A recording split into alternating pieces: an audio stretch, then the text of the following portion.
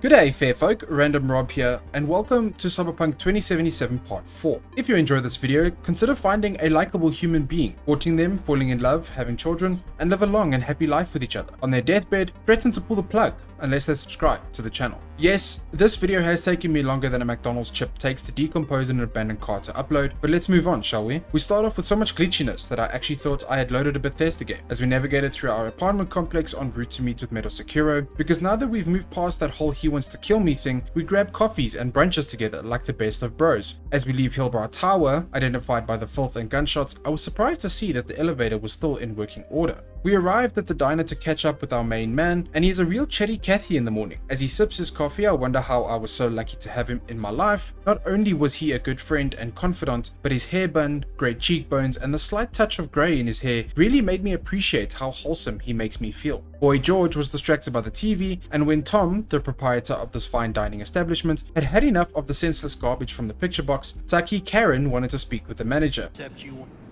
What did you say? You heard me. Let it go, Takemura. At least one of you's got some fucking sense. After calming the escalating situation down and our boy Seki decided it was time for a system reboot, Silvertongue glitched into the booth across from us, and after shouting expletives at him, the restaurant were wondering when our next Atara appointment would be. You know, you've got some nerve. First you're out to kill me, now you want to be my pal and make like nothing happened? You know you don't gotta speak out loud to talk to me.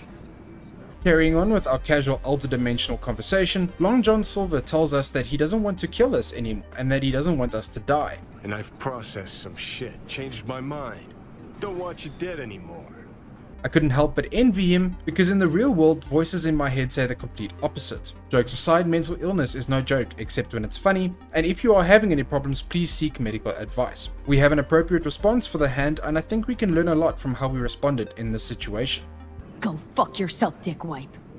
Pleasantly, we got a phone call from Judy, who was worried about us. Yet another truly rare friend in Night City, which is not something that many people have. But after a sensitive topic, she changed her tone towards us and reluctantly agreed to meet us. On the way to Our Lady Love, we performed our civic duty, stopping an assault on the innocent folks of Night City. Only the finest sword skills were deployed here, really showing the value of the thousands of hours we have put into Fruit Ninja. We repurposed their vehicles, and we thought it would be a great time to explore all that Night City has to offer. After all, we are new here, which didn't make navigating somewhat difficult in the end, but we got where we needed to go. Living at Lizzie's bar, we were greeted by K-pop Harley Quinn, informing us that the club was currently closed, despite the giant neon sign that was right behind her, to which we sweet-talked her into opening the bar just for us. I assume it was closed due to the necessary sanitization processes because of the big C. Of course, we were referring to Gentleman's Produce, or Underpants Navy if you prefer to be more crass. We met up with Judy, but were met with hostility, which I thought was not called for at all. We are bearing our soul to her, but she is having none of it. After a long bout of convincing, she begrudgingly agreed to help us find Evelyn, and we set off once more. We arrived at Clouds, and while showing off our sick drifting skills to the crowd,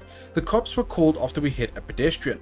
Only because we were channeling our inner Mustang driver. Hey, if you don't want to get hit, then move out of the city. People are trying to drive here. We tried explaining to the fine men and women in blue that we are the self-proclaimed Drift King of Night City, but they were having none of it. After filing our report for police brutality, we were taken on a spiritual journey by Angel, our own personalized modern-aged Buddha. After a long discussion with John Cena, discussing our fears of losing people, the fact that we have already died once, and how we feel about the afterlife. Post-death, that is, not the club, we got bored and wanted to check out the VIP area. The tickets were sold out, so we had to try and sneak past security just to get into the VIP area, and even after we tried to explain that this area is literally named after us, the VIP area. However, Raditz the doorman didn't seem to agree, calling the bouncers to try and escort me out. I wasn't going to leave without visiting my birthright though, so it was time to employ more aggressive diplomacy, but I didn't have any weapons because I wasn't allowed to enter with them. I'm starting to think that this club was not really worth the effort, but now I was committed, so I had to see it through. A tactical retreat was in order so that we could formulate a combat strategy, which can be hard to do with multiple security officials firing weapons at you.